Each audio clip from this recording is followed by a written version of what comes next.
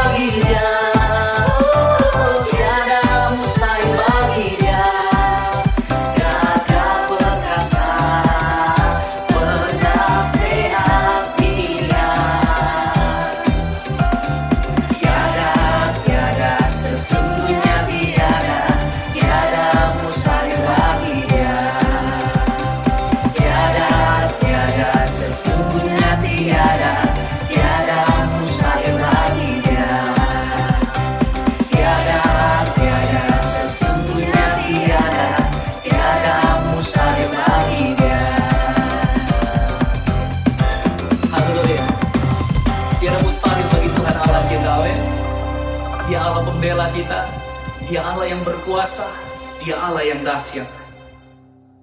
Kita punya Tuhan yang mampu diandalkan. Kita punya Tuhan yang berkuasa, dulu, sekarang, dan sampai selama-lamanya. Mari bersama-sama bangkit serukan nama Yesus. Haleluya.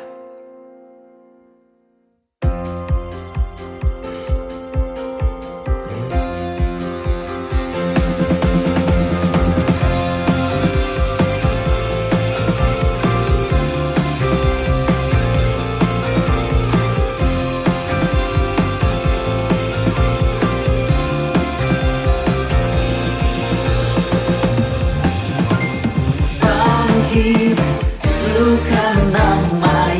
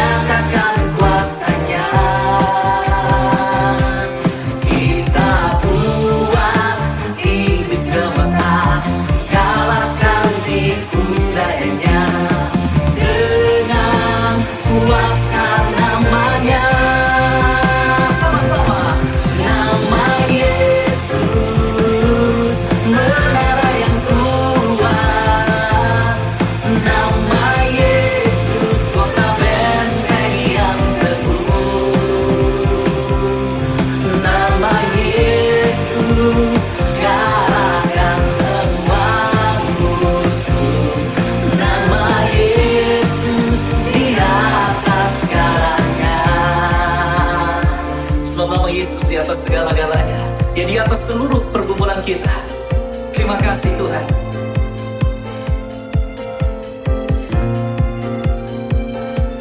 Nama Yesus, menara yang kuat.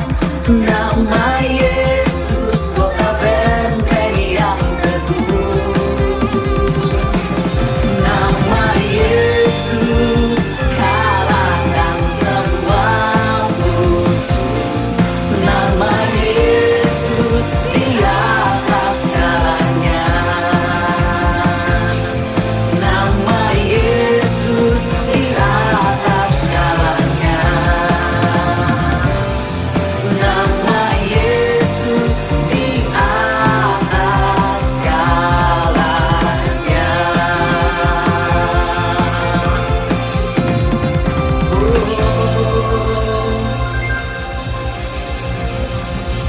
Terima kasih Tuhan, sebab nama Tuhan Yesus di atas segala-galanya. Amin saudara.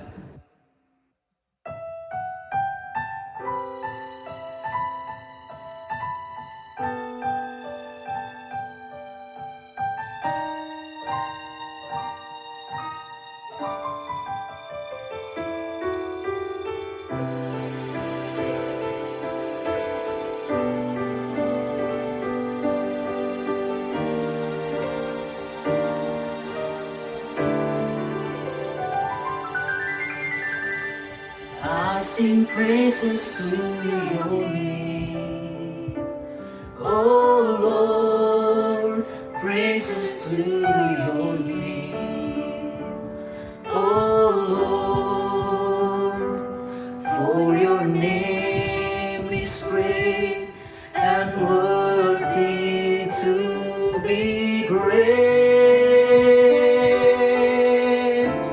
I sing praises to your name, oh Lord, praises to your name, oh Lord, for your name is great and worthy to be praised.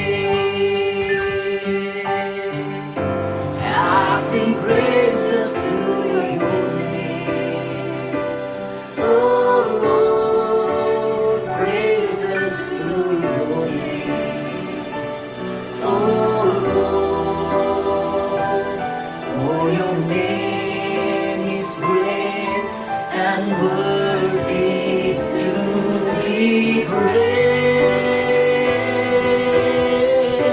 I sing praises to your name, oh Lord, praises to your name, oh Lord, for your name is great and worthy to be praised.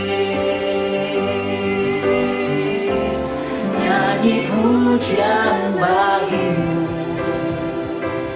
Tuhan, pujian bagimu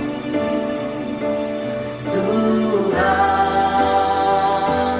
namamu besar dan layak dipuji. Oh, nyanyi pujian bagimu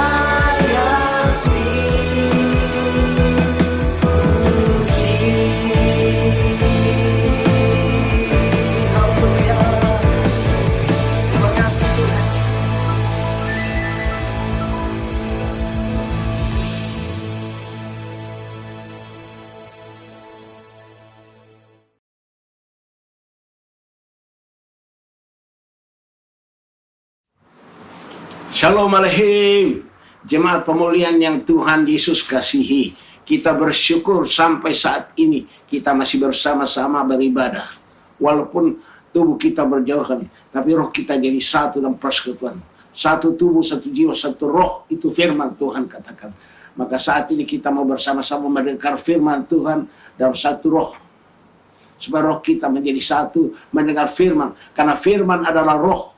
Firman dalam roh kita, terima firman Tuhan dalam roh kita, sehingga kita hidup dalam roh. Judul daripada ayat ini adalah nasihat supaya berjaga-jaga. Berjaga-jaga dan berdoa. Saya akan bacakan dalam Lukas 21 ayat 34 sampai dengan ayat yang ke-36. Jagalah dirimu supaya hatimu jangan syarat oleh pesta pora dan kemabukan serta kepentingan-kepentingan duniawi, dan supaya hari Tuhan jangan dengan tiba-tiba jatuh ke atas kamu seperti suatu jerat, sebab ia akan menimpa semua penduduk bumi ini. Berjaga-jagalah senantiasa sambil berdoa, supaya kamu beroleh kekuatan untuk luput dari semua yang akan terjadi itu, dan supaya kamu tahan berdiri di hadapan Anak Manusia. Tuhan Yesus katakan supaya kita berjaga-jaga dan berdoa menjelang pengangkatan. Kata luput berarti diangkat pada saat pengangkatan. Pada saat Tuhan Yesus datang di awan-awan, maka kita semua diangkat. Itu namanya luput. Luput dari murka Tuhan Yesus. Karena Tuhan Yesus kan memurkai orang yang tidak diangkat. Orang yang tidak diangkat adalah antikris. Orang yang tidak diangkat artinya orang fasik, orang jahat. Itu golongan antikris. Itu tidak akan diangkat oleh Tuhan Yesus. Yang diangkat Tuhan Yesus adalah orang yang penuh Roh Kudus, yang hatinya baik. Maka dikatakan di sini ayat yang ke-34, jagalah dirimu supaya hatimu jangan syarat oleh pesta pora dan kemabukan serta kepentingan-kepentingan duniawi. Kita harus menjaga diri kita, menjaga hati kita, supaya hati kita jangan syarat dengan pesta pora, dengan kepentingan-kepentingan duniawi. Jaga hati kita. Yang harus dijaga adalah hati kita. Yang harus dijaga adalah hati kita. Sebab hati adalah sumber kehidupan kita. Kalau hati kita baik, masuk surga. Kalau hati kita jahat, tidak akan masuk surga. Walaupun kita hamba Tuhan. Tuhan hanya melihat hati. Tuhan tidak lihat dari penampilan kita. Kita pendeta, hamba Tuhan, kita ini orang. Tuhan tidak lihat itu. Tuhan hanya lihat hati. Watchman dikatakan the inner life. Hati adalah the inner life. Manusia kita paling dalam adalah hati. Nah itu yang Tuhan lihat. Sebab hati yang menentukan kita masuk surga atau masuk neraka. Di dalam Markus 7 ayat 20 sampai dengan 23 tentang hati. Tuhan katakan, sebab dari dalam, dari hati orang timbul segala pikiran jahat, yaitu percabulan, pencurian, pembunuhan, perzinahan, keserakahan, kejahatan, kelicikan, hawa nafsu, iri hati, hujat, kesombongan, kebebalan. Semua hal-hal jahat ini timbul dari dalam dan menajiskan orang. Jadi, kalau hati kita penuh dengan dosa begini, hati kita najis, nggak akan bisa masuk surga. Sebab Tuhan hanya mau melihat hati. Kalau hati kita baik, maka kita pasti masuk surga. Seperti dikatakan dalam 1 Samuel 16 ayat 7. Waktu Tuhan mengutus Samuel kepada Isai. Isai itu adalah ayahnya Daud. Isai punya anak 8 orang. Daud itu yang paling kecil, paling rendah, paling pendek. Tuhan katakan kepada Samuel, Samuel kamu pergi ke rumahnya Isai. Urapi seorang anaknya menjadi Raja Israel, menggantikan Raja Saul. Karena saat itu Raja Saul ditolak oleh Tuhan, karena dia berbuat dosa. Ditolak oleh Tuhan. Makanya Raja Saul disingkirkan oleh Tuhan. Tuhan mau ganti dia dengan salah seorang anak dari Isai. Lalu waktu Samuel datang kepada Isai, Samuel bilang, Isai, Tuhan mengutus saya untuk mengurapi seorang anakmu menjadi raja, menggantikan Raja Saul. Lalu Isai memanggil ketujuh anaknya, orang yang tinggi besar semua. Ganteng, tinggi besar. Ya, Eliab, Syama dan sebagainya. Itu 7 anaknya Isai ditampilkan. Semuanya tinggi besar. Ganteng semuanya. Tapi waktu masuk ke dalam mau dipilih oleh Tuhan. Waktu Samuel melihat kakak Daud yang paling besar masuk ke dalam, Samuel pikir inilah pilihan Tuhan, karena ini orang tinggi besar ganteng seperti Raja Saul. Waktu Samuel mau mengambil tabung tanduk yang berisi minyak urapan, mau dituangkan ke atas Eliab. Saat itu Tuhan teriak, Samuel, bukan itu. Engkau hanya melihat dari luar. Manusia lihat dari luar, tapi aku melihat hati. Tuhan melihat hati, bukan dari luar. Jadi Tuhan hanya memandang hati kita. Banyak orang Kristen tidak akan masuk surga, walaupun dia pendeta dan sebagainya, walaupun dia hamba Tuhan. Banyak yang tidak masuk surga. Kenapa? Hatinya tidak baik.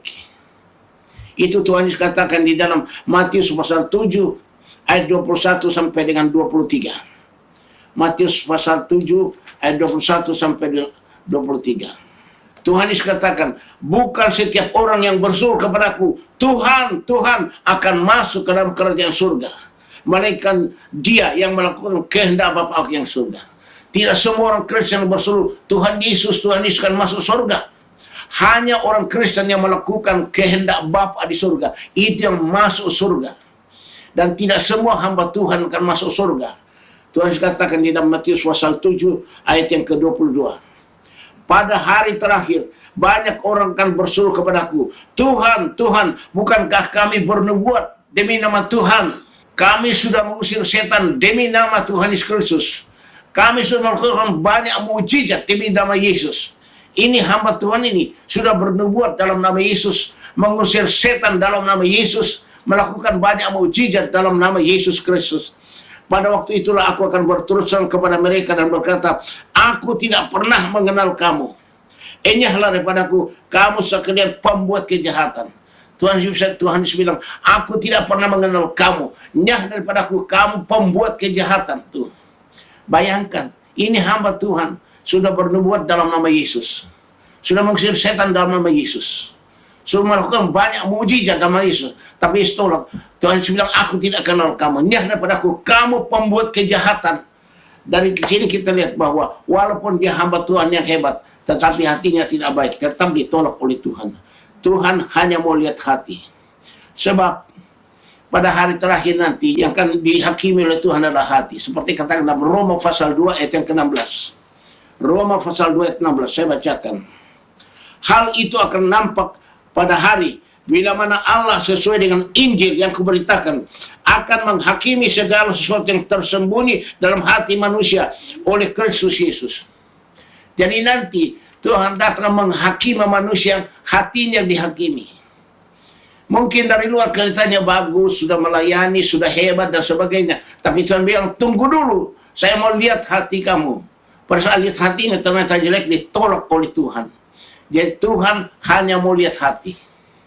Tuhan hanya mau lihat hati. Makanya Tuhan bilang, berjaga-jagalah ya. Jagalah hatimu.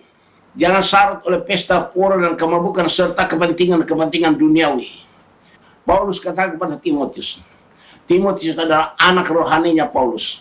Paulus bilang kepada Timotius, Timotius, sesuai dengan apa yang disampaikan Tuhan melalui nubuatan yang ditumpangkan hamba Tuhan kepadamu, supaya engkau memperjuangkan akan nubuatan itu dengan iman dan dengan hati nurani yang murni. Banyak orang imannya kandas karena hati nuraninya jelek. 1 Timotius 1 ayat 18-19. Jadi kalau hati kita tidak baik, iman kita kandas, berarti nggak akan masuk surga. Kita harus perjuangkan iman kita dari hati yang baik. Kita jangan hanya bicara soal iman memindahkan bukit. Mari kita lebih berbicara pada hati. Kalau hatimu tidak beres, imanmu mandek, tidak mungkin, tidak ada gunanya.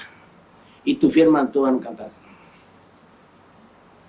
Makanya Tuhan katakan di dalam ayat yang ke-35 dan 36 dari Lukas 21 tadi. Berjaga-jagalah senantiasa sambil berdoa, supaya kamu beroleh kekuatan untuk luput dari semua yang akan terjadi itu. Dan kamu tahan berdiri depan anak manusia. Kita disuruh kembali berjaga-jaga berdoa supaya kita luput dari semua yang akan terjadi. Apa artinya luput di sini? Luput di sini berarti diangkat. Pada saat Tuhan Yesus datang di awan-awan, pada saat sangkakala Allah berbunyi, Tuhan Yesus akan turun dari surga sampai ke awan-awan. Maka orang yang mati dalam Kristus akan diangkat. Dan kita yang masih hidup, yang hidup dalam Roh Kudus, kita diangkat. Kalau yang ditinggal itu adalah orang fasik, orang antikris, orang jahat, ditinggal, tidak akan diangkat. Pengangkatan hanya bagi orang-orang yang takut akan Tuhan, yang penuh dengan Roh Kudus. Supaya kita luput dari murka Allah karena dosa. Seperti yang dikatakan dalam 1 Tesalonika 4 ayat 16 dan 17. Sebab pada waktu tanda diberi, yaitu pada waktu penghulu malaikat berseru dan sangkakala Allah berbunyi, maka Tuhan sendiri akan turun dari surga, dan mereka yang mati dalam Kristus akan lebih dahulu bangkit. Mereka yang mati dalam Kristus berarti mati dalam urapan Roh Kudus. Orang Kristen waktu hidupnya dia penuh Roh Kudus, lalu mati dikubur. Pada saat sangkakala berbunyi, Tuhan turun dari surga sampai ke awan-awan. Orang Kristen yang tadinya penuh Roh Kudus sudah mati, itu dia bangkit dari kematian karena dia penuh Roh Kudus. Dia bangkit dari kematian, dapat tubuh kemuliaan seperti malaikat. Dia pun naik ketemu dengan Yesus di awan-awan. Dan bagaimana dengan kita yang masih hidup tapi penuh Roh Kudus? Sesudah itu kita yang hidup, yang masih tinggal, akan diangkat bersama-sama dengan mereka dalam awan, menyongsong Tuhan di angkasa. Demikianlah kita akan selama-lamanya bersama-sama dengan Tuhan. Kita yang masih hidup, kita juga akan diubah dalam sekejap, dapat tubuh kemuliaan. Kita pun akan menyusul, diangkat, bertemu Tuhan Yesus di awan-awan. Tuhan Yesus akan kumpulkan kita di awan-awan. Semua yang penuh Roh Kudus dikumpulkan Tuhan Yesus di awan-awan. Lalu Tuhan Yesus bawa kita masuk dalam pesta perjamuan kawin anak domba Allah. Seperti dalam zaman Nuh. Kalau kita baca dalam Matius 24 ayat 37 sampai dengan 42. Nuh. Waktu itu Tuhan marah kepada manusia, turunannya Adam dan Hawa. Dosa, sejak Adam dan Hawa jatuh dalam dosa, itu manusia terus berbuat dosa. Terus berbuat dosa. Sampai zaman Nuh, dosa manusia penuh sekali depan Tuhan. Maka Tuhan mau binasakan manusia yang berdosa ini. Lalu Tuhan bilang kepada Nuh, Nuh, bikin bahtera. Aku akan menghukum manusia dengan banjir. Aku akan menghukum. Makanya Nuh bikin bahtera. Supaya sesudah selesai bahtera kamu masuk dengan keluarga di situ. Aku akan hukum manusia. Supaya kamu selamat semuanya. Lalu Nuh mulai membuat bahtera itu. Dan dia berseru-seru kepada orang saat itu. Bertobatlah kamu. Sadar bertobat kamu.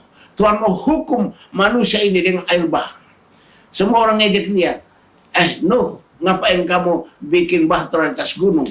Orang kalau bikin bahtera itu di laut. Kenapa kamu bikin bahtera di atas gunung?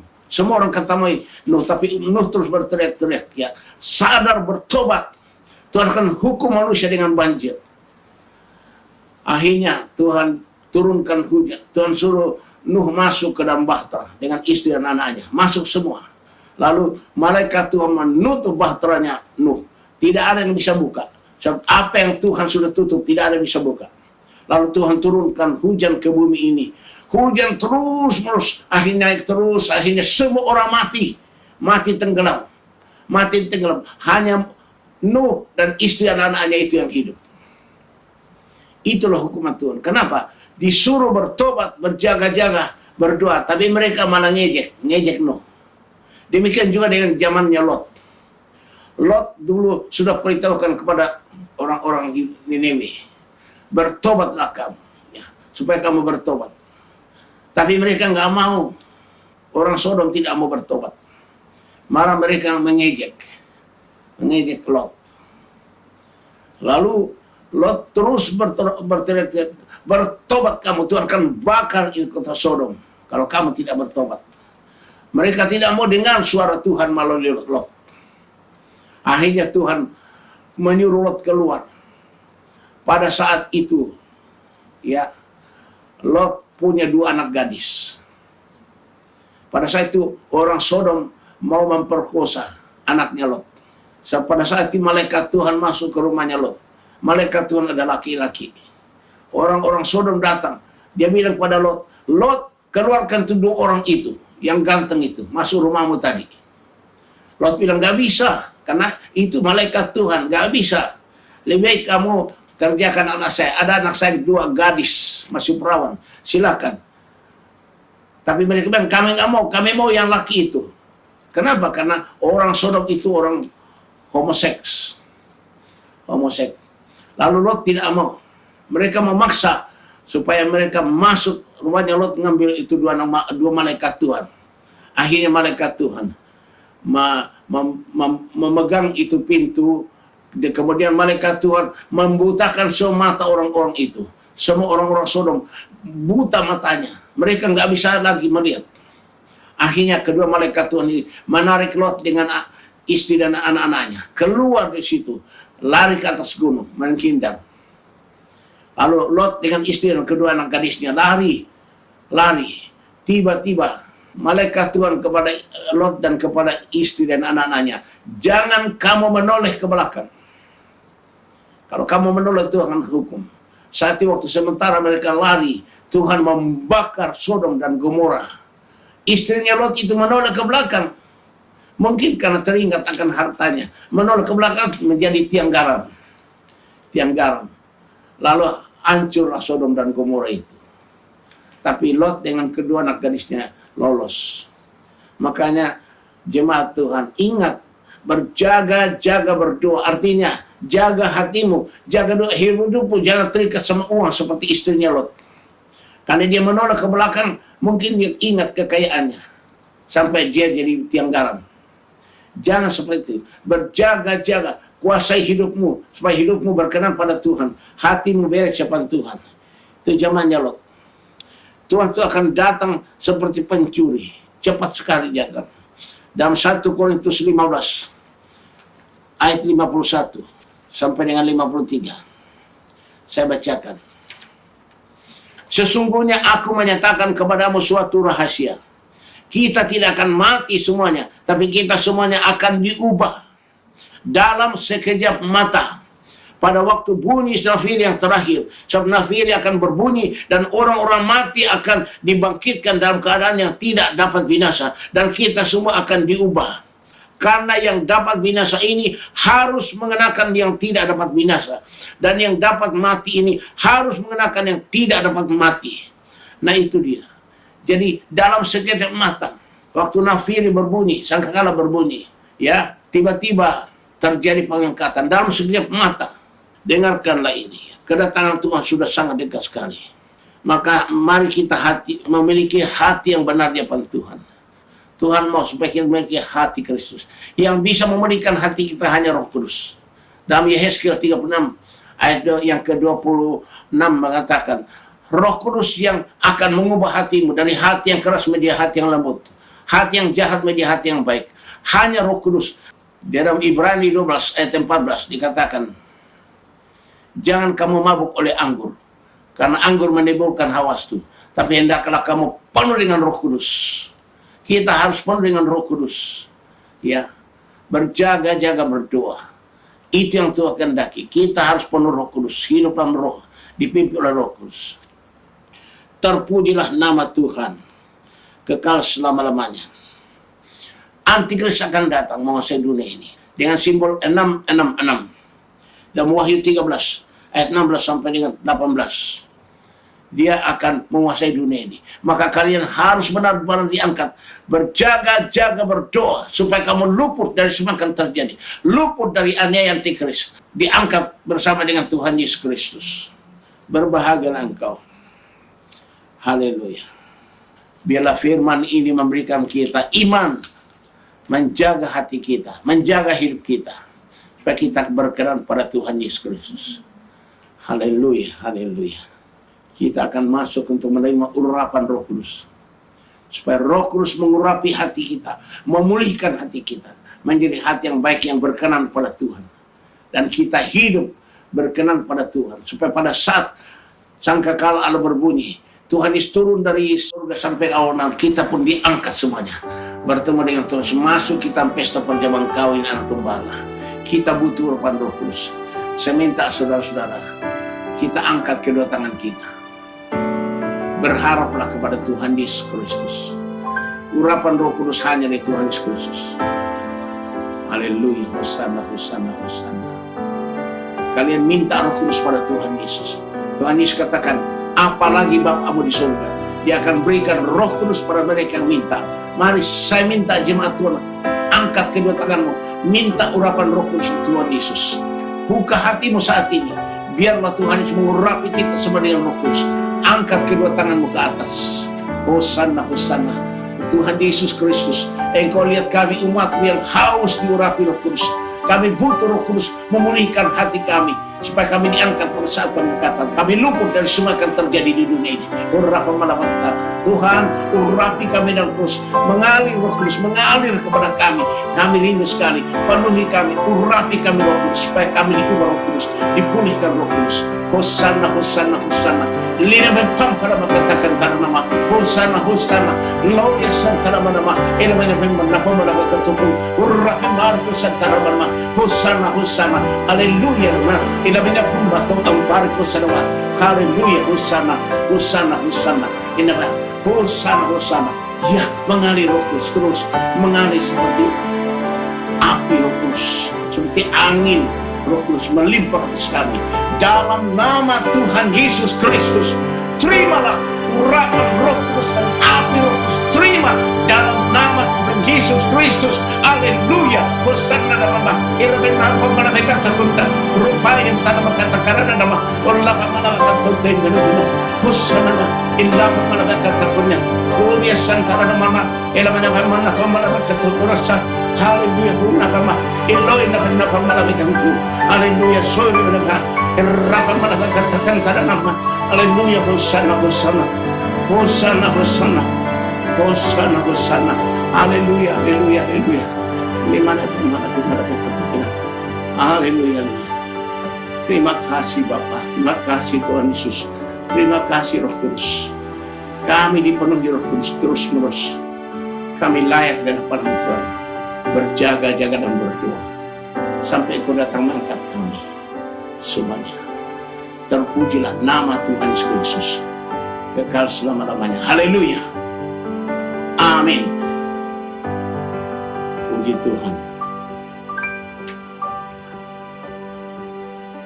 Saudara-saudara, kita bersyukur pada Tuhan. Kita sudah menerima berkat rohani dari Tuhan.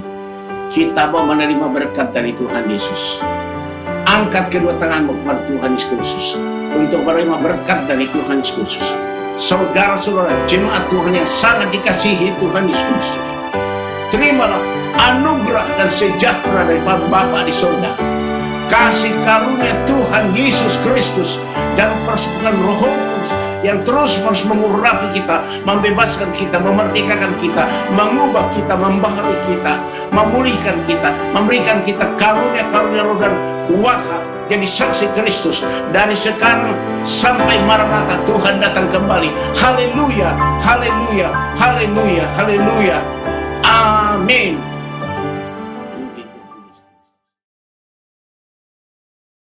Zaman sekarang berjagalah, lihat dunia bergelora, kedengaran sini sana banyak kabar menggemparkan, berlindunglah dalam sabda Allah. Kita berjaga-jaga, berlindung dalam firman Tuhan. Kedengaran semua sini sana yang menggemparkan berita-berita. Kita berlindung di dalam firman Allah. Puji Tuhan Yesus Kristus. Tuhan berkati kalian. Tuhan berkati jemaat pemulihan. Haleluya. Amin.